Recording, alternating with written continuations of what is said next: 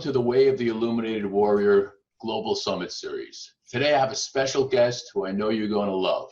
His name is Kenny Mammarella-D'Cruz, and Kenny is the man whisperer. He helps men achieve their life, relationship, and career goals. Kenny facilitates workshops, works privately with individuals, partners, and has held men's groups for over a decade and a half. He trains men, women, therapists, coaches, and anyone who wants to communicate better with men to hold safe, conscious spaces to allow men to be heard and turn their lives around. Kenny's incredible life journey has taken him from refugee camps through overcoming OCD and mental health issues to working with Mother Teresa and taking part in danger sports all over the world. Turning around his own traumas and dramas has enabled him to meet men where they are and facilitate life-changing shifts in perspective and life. He loves sharing his tools to help others consciously embody their potential and meet all of life's challenges. So it's with great pleasure that I welcome Kenny to our show today. How you doing, my brother? Thank you. I'm doing very, very well, and I'm very chuffed to be here. Excellent, excellent. Hey, we were just having a conversation before we began, which I'd like to invite you to elaborate more on, about what you were calling toxic femininity, the yin and the yang, and how men are involved in this process and what women's role is also. So I think it's a great place to start. So if you would, so let's speak a little bit about that. Cool. So I don't know about you, but in London, it's all the rage. Me Too, toxic masculinity, etc.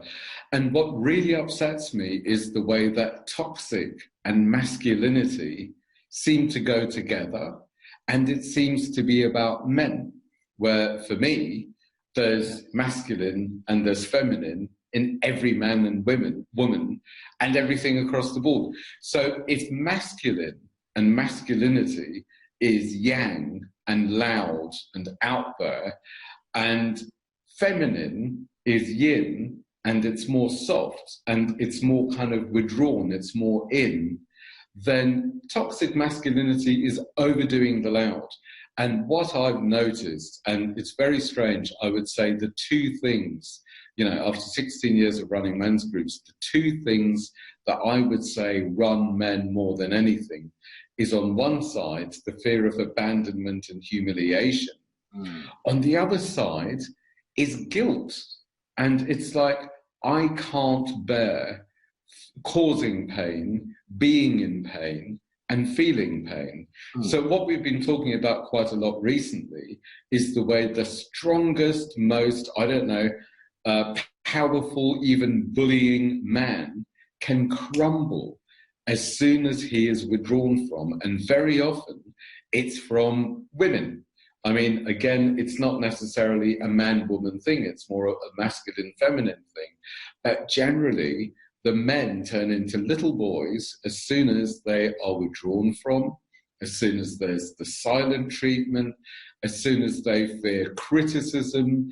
And for me, that's the toxic feminine. So there's good and bad in everything. This is, I guess, the toxic, the way that people can control. That's not to say it's wrong or bad, because not everyone uses this as a way to control and a way to cause pain. I know that I've done it when I'm angry in the past. Rather than going, wah, wah, wah, I've withdrawn. And I haven't thought that this withdrawal could actually be even more painful than blasting something out, and at least people know where they stand. But that withdrawal, and I remember I was hanging out with a Japanese girl who I got to know very well. And we did a training called Playback Theatre, which is all about improvisational training, theatre. And we were talking about our childhoods. And there was a part where we were expressing anger. And everyone else in the room thought, why is she sitting in the corner looking away, being quiet? Does she not understand what we want? And it took a while for us to realize, well, she explained to us that in her culture, anger and rage is withdrawal. Yeah. And that's the way it's expressed. I don't know whether this is her community. I don't know the Japanese culture, but it's so interesting the way different cultures, and I would say I was brought up in a nice Catholic family in late 60s, I guess mid 60s, early 70s in Uganda. And parenting, very basic parenting, was want the boy to behave, withdraw. And that's more what the women did, where the men might shout, but the women would withdraw. And that was a lot more powerful than shouting. Yeah. And to this day, it's like, it hurts. Yeah. What do I need to do to stop that pain? I'll do anything. Yeah. I'll say anything. That's interesting, because a lot of times in our culture, you know, what I find to be true, it's like, you know, a lot of times you think, well, I'm louder, so I must be right, which is kind of a, you know, if I yell louder at you, then hey, you know, I'm going to prove my point and I'm right. But it's very interesting to see the cultural differences, how people deal with their emotions and feelings and anger. And I always say, emotions buried alive never die. So I think whether it's anger, you know, and we'll talk about anger. I think anger, like put out there in a healthy way, because I do believe getting the anger out is healthy. There's nothing wrong with that. I've had this situation with family members. Well, you're angry. Yes, I'm angry, and I have good reason to be angry, and I'm not going to stuff it down and make myself sick and then have resentments and feelings towards you or anybody else. I'm going to get it out. And I like to add the caveat, and it may seem counterintuitive, to express that anger with compassion. And I believe with practice and mindfulness, we can do that. So getting anger out, I think, is a very healthy way to be. And go ahead. I was just going to say, I've come out with a new line, and I can't believe how much I get away with this line. And I've used it with my wife. I've used it with my friends, where I would say, because of toxic femininity and people not knowing what's going on, and especially with men, because, you know, the big difference for me between men and women is we have different hormones. And with men, there's testosterone, it's quick, it's immediate, and it's like, it's got to happen now. And there's a short attention span. Where with women, it's like this whole field of thought, down to detail, down to everything has its place, and it all makes sense, and it comes together like the most incredible symphony. So, and I know that when I was a lot more feminine when I was younger, I had that, and I could work in that area. And then I changed, and I became a lot more masculine, probably in my 30s. And my attention span went whoosh, and I couldn't do it anymore. And I feel so lucky that I've had both aspects. So what turned for me into this glorious field of detailed filing that made perfect sense with everything in its place, that turned into a minefield. Because it's like, if I step 1 foot wrong, if I say the wrong thing or I use the wrong words, then I'm going to step on a minefield and I'm had. Interesting. Yeah. But isn't it about creating a safe and sacred space within your whole life that you can live authentically? And I believe we I don't want to say should, but I'm going to say it. We should be able to emote and express how we feel without the fear of, okay, it's going to have this kind of reaction on somebody else, you know, because that's their stuff.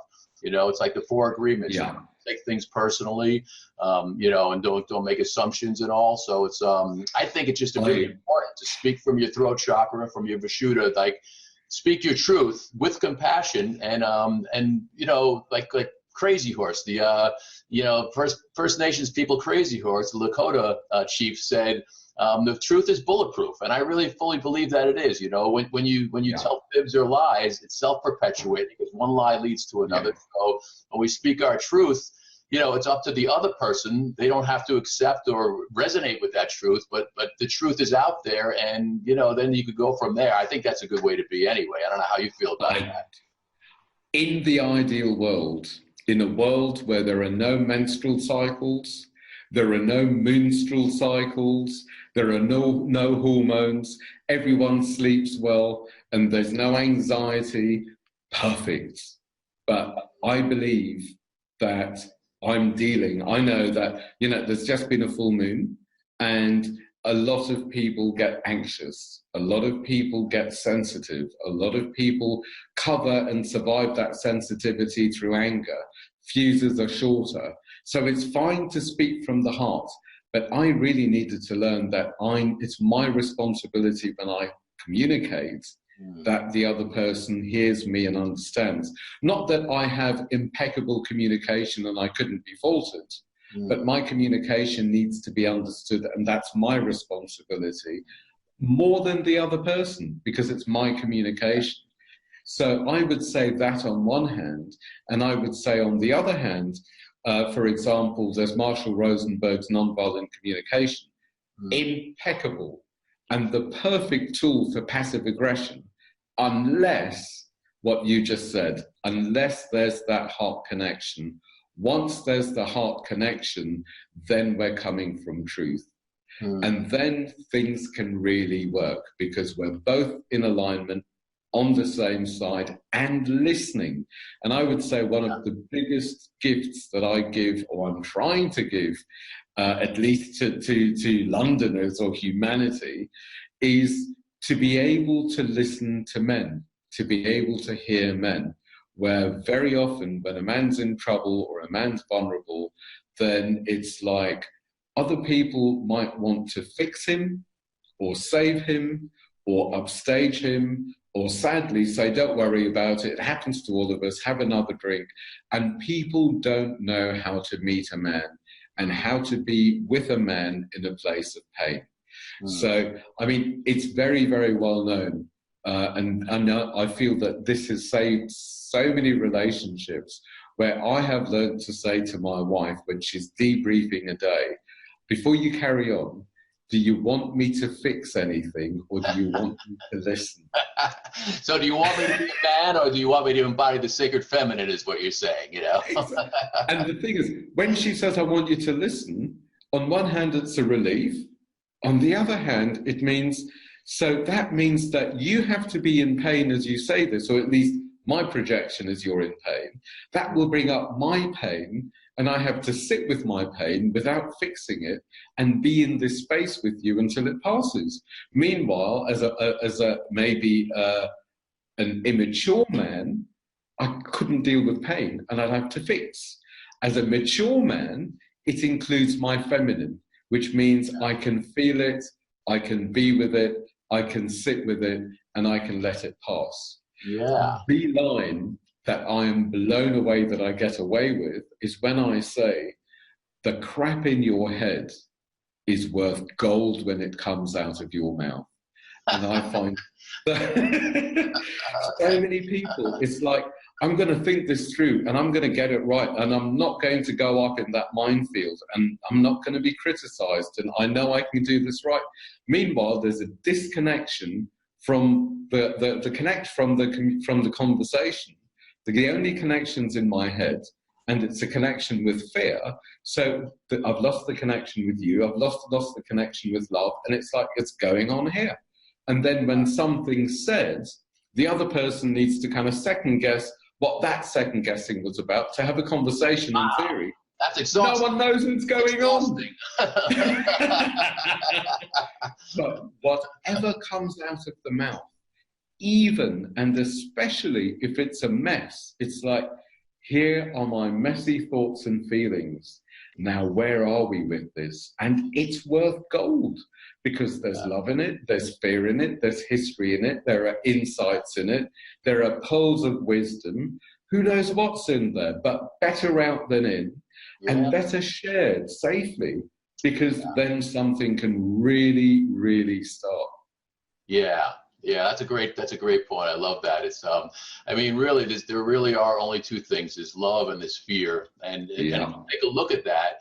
When we're not in that love place, then we're absolutely in the fear place. And if you're conscious about that and aware, I think it's a lot easier to feel into, okay, where am I at right now? Am I being in a loving place? Am I coming from the heart? Am I listening to this person? Am I being present? having compassion, all those things, that awareness gives us the opportunity to shift maybe back into that heart space, out of our heads. And, the shortest journey is from our head to our heart, but we take all these serpentine routes to try and figure things out when it's also very simple. Like you were talking about, like with women. I mean, Marianne Williamson says a woman's greatest psychic need is to be cherished. And part of that, I believe, is to be listened to. So if you observe women, what they do for each other, and it's intuitive, they sit and they listen to each other's stories, and they don't do what the men try to do. We intuitively, we want to fix it, we want to make things better, and they're not asking us for this. Just like you were saying before, do you want me to fix it or do you want me to listen?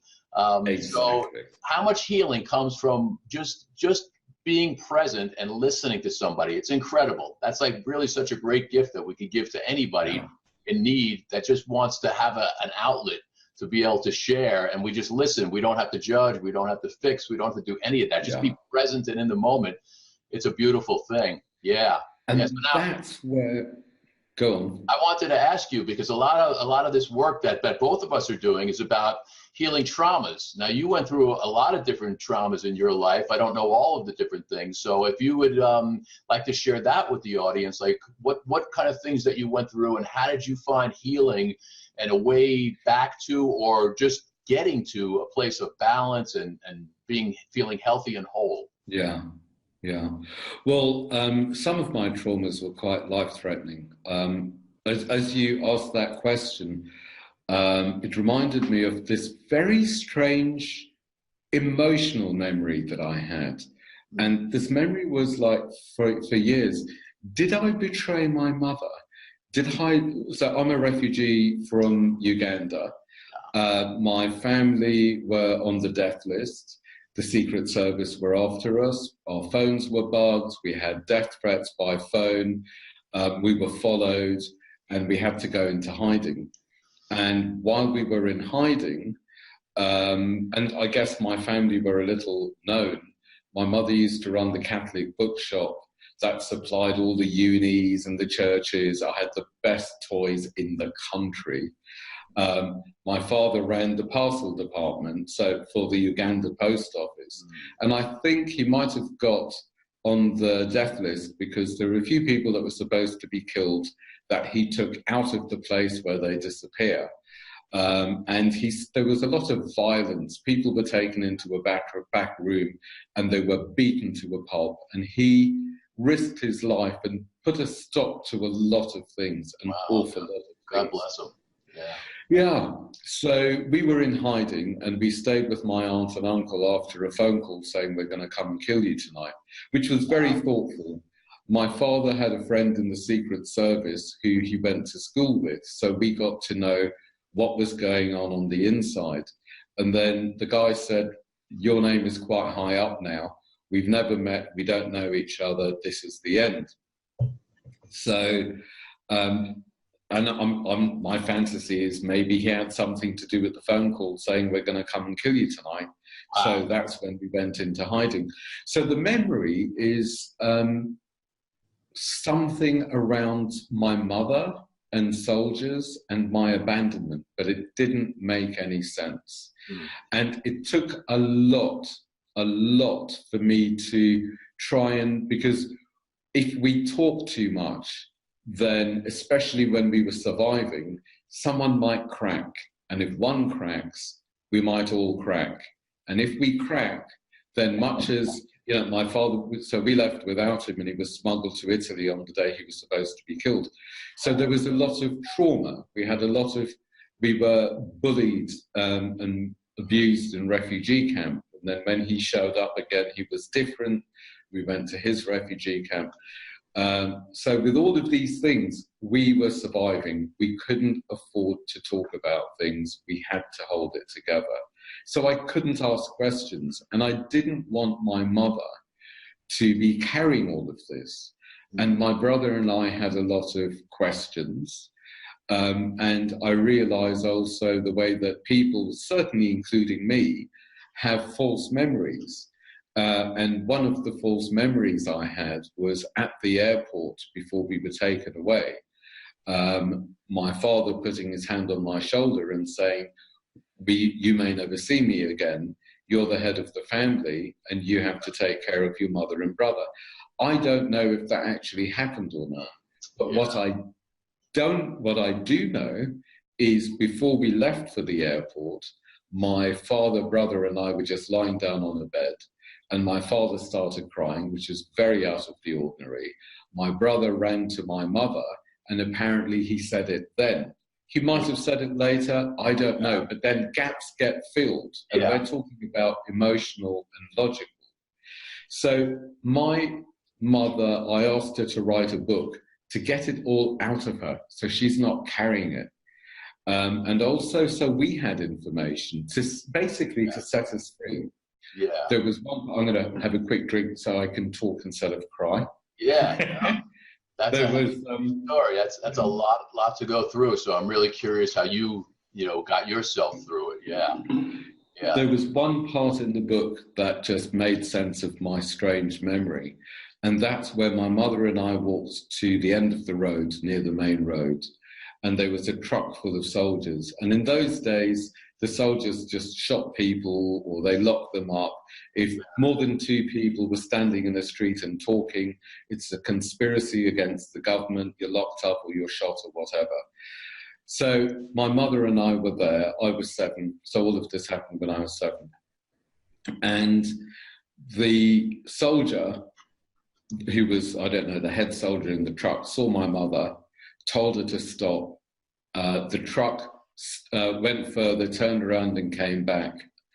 I don't remember this. And my mother basically, hold on. Apparently, she told me to run back home. I don't remember. She might have said it in a way as if we're playing a game or something, I don't know. But she thought that that's where she dies, basically. So at some level, I had a memory that I abandoned my mother and something happened. What actually happened is this head soldier guy was someone, we would employ a lot of people to work in the house, to work at the book. Where the more people we employed, the more families we were providing for. Yeah. So this guy basically wanted to say, it's me, don't you remember, you employed me. And you did me so much good, and my family's doing well. And now I've got a really good job as a soldier. And she told him off for freaking her out like that because she thought she was going to die. It's like, fine, you're pleased to see me, but give me a break. I thought that was the end of my life. So I had all of these memories and thoughts and everything else. And through this, I developed obsessive compulsive disorder, Tourette's. I'd twitch, I'd grunt, I'd have nightmares, I'd have suicidal thoughts. You know, I had all sorts of things going on. Yeah. What I had to learn was that somehow I need to get off my addiction of adrenaline and off my addiction of who's angry at me or what's the danger around me, and calm myself enough that I'm present and connected, and I'm not, it's like basically turn the fear into love. Yeah. And that's what I needed to do. And I basically learned it by breathing, by slowing down and breathing, getting back in my body, relaxing my muscles, relaxing my hands, my shoulders, my bum. I was like this, and I was never breathing, and I was on full alert because, you know, there was racism when we moved into the small town after refugee camp. So it was almost like we have to survive. So on one hand was the breathing. On the other hand, I needed to set myself free. I call it time travel these days. Yeah. I needed to set myself free from whatever it was that I was running away from the bogeyman. So I learned that as soon as I had a fearful feeling, whether it was negative or fantasy or whatever it was that was going on, rather than avoiding going to that place or denying it or being small to it, I moved into it. rather than stopping breathing and feeding it, Yeah. I breathed into it. And I felt that fear. And then of all things, I learned to feel the fear, follow the feeling back. And it always took me back to the incident or the moment or the part of my life that was the scene of the crime.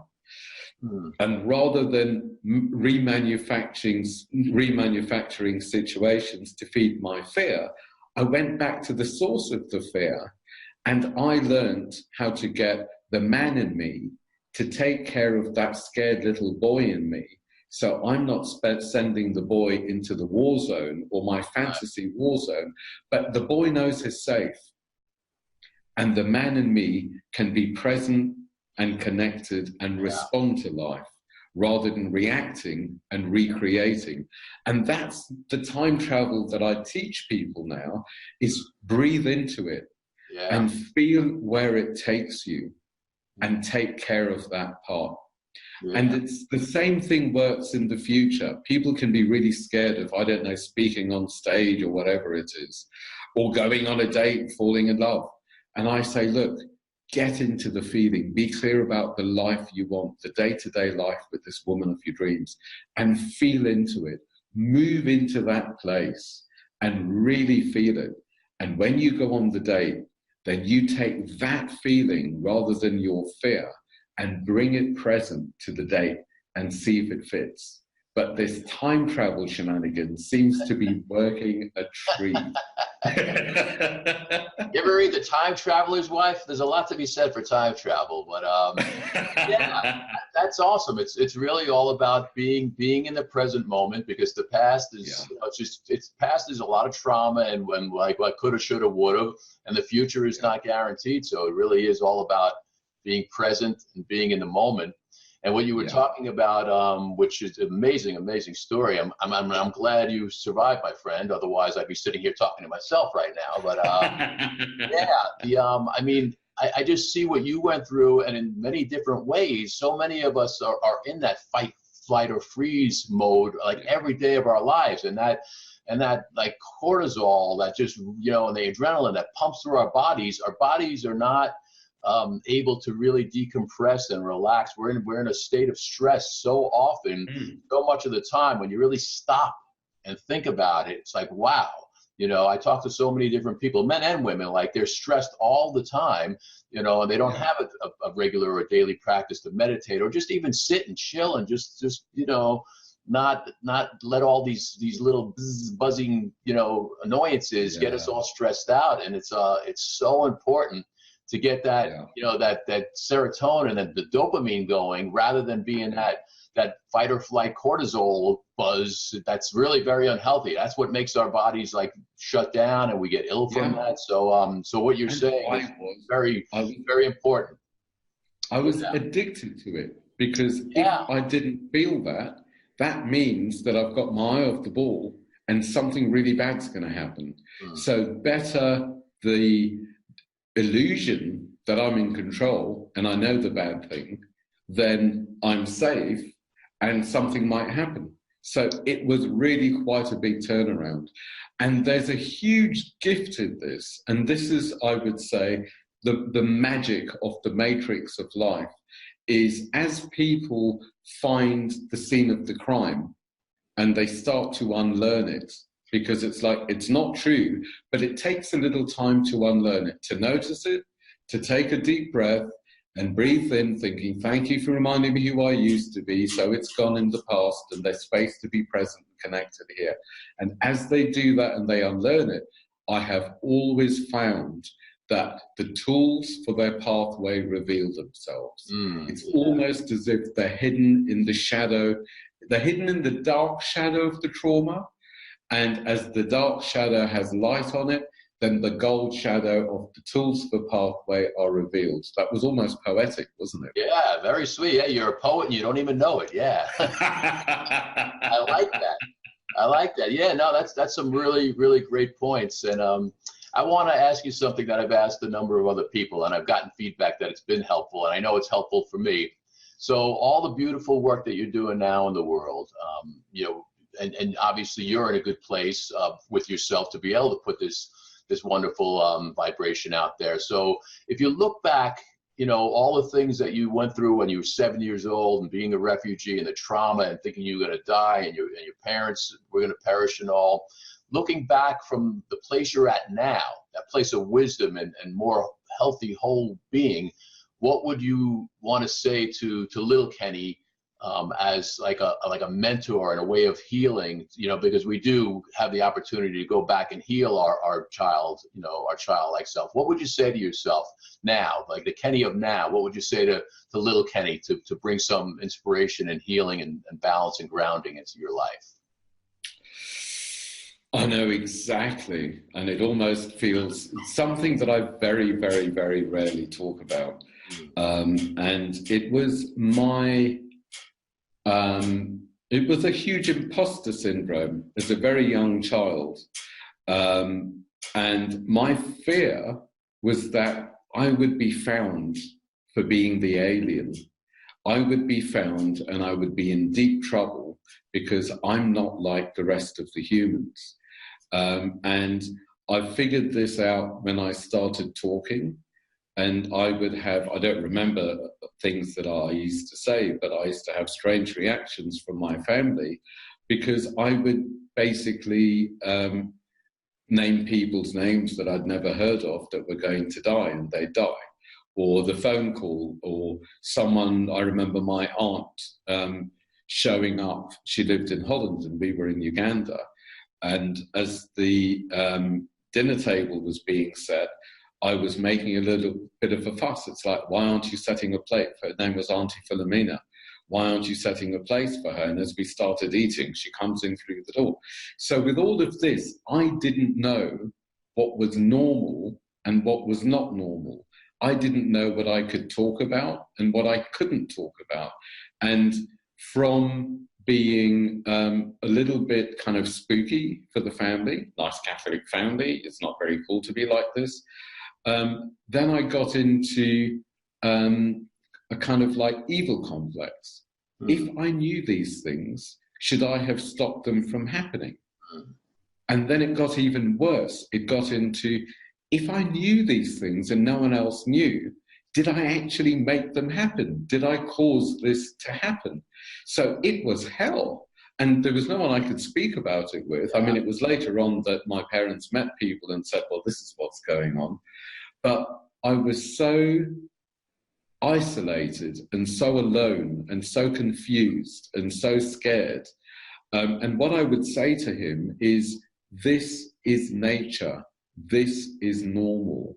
This is fine. And you don't have to hide it. You don't need to feel bad about it. And in time, this is the spirit that other people will want to reclaim so they can be sensitive and loving and, you know, all it is for me is a field of nature or a field of love that I wasn't as disconnected from as other people at that stage. And now everyone seems to be reconnecting to this field, which is just, how normal is that? Well, so what's normal? What's normal anyway, you know? Well, how natural is that? Yeah. So I would tell him that it's normal and that you are not causing harm. And yeah, don't go around flaunting it. Figure out which bits are okay and which bits aren't for the mainstream. But that was a very, very lonely and traumatic time. Yeah. Before even death threats, I thought I was the one that was causing the harm. Yeah. Well, it's a lot of responsibility, especially for a little guy at that time. Yeah. Growing up. So I'm glad you had the insights to, you know, to come to the place that you're at now.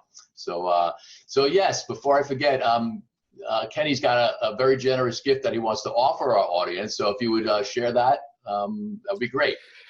Yeah, there are two parts to the work that I love to do. One of them is about this enabling men to speak and people to hear. So people are no longer their stories, and when people say things, they can be met. So as you know, I've been running the men's groups. Now, my wish, I'm 54 now, since I was 50, I've wished to just pass everything on. So if you go to mensgroups.co.uk, you can download the ground rules, and you can download the check-in round, and there are a lot of videos there as well. And you can find one other person and start communicating, because some people don't have the words, or they don't know how to go from talking about football to talking about emotions or depth or something that really matters. So consider it a game. And here's a way to just get going straight away to run a group. So that's on one hand. The other thing that's really, really important to me is people not being owned by their stories anymore. So it's almost like turning old stories into gold stories. And for me, the gold story is when I vulnerably, authentically, open-heartedly move into a bigger and better life. And that's moving into the gold story. Now, especially for the male mind, men very often want to know things before they'll change things. So if you go to themanwhisperer.co.uk, you can download the personal discovery questionnaire. So there are questions, there are lots of, as you fill in the answers, hopefully you'll see a pattern emerge of, this is the cycle, this is what happens with men, this is what happens with women, this is what happens with friends, this is what happens with business. And then these are the characters that keep coming up, different people playing the same characters. And then behind that, if this is my story from childhood, then maybe this was my belief system. And maybe with this belief system, no wonder I've recreated the story, because I've proved myself right and I've needed to be in control. Yeah. So hopefully, here are some tools to set you free.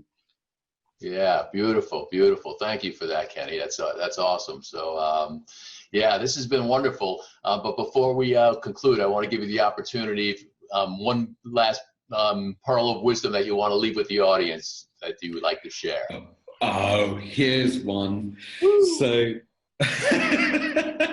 it's these little, easy, simple things that mean the most. So with the whole stuff in your head is worth the gold in your mouth, very often the talking, the inner critic, the stuff that goes on in people's head, I would say slow the thinking down and listen to those words.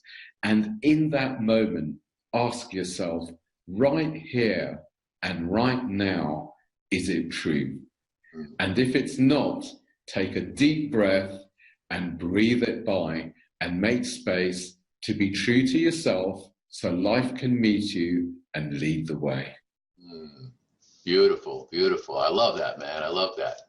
Well, this has been awesome, Kenny. I really appreciate you joining the series today and sharing your heartfelt stories and your wisdom, and of course your gift, which the link will be below this video. So make sure you folks take a nice, good, hard look at that, because Kenny offers some beautiful things out there in the world. And thank you, my friend. Thank you very much for being here. It's been a joy. Thank you so much for inviting me. Yeah, it was great. So thank you for the work that you're doing out in the world. And to the audience, again, hopefully you enjoyed our time with Kenny today. And till the next time, continue to illuminate your path with loving kindness.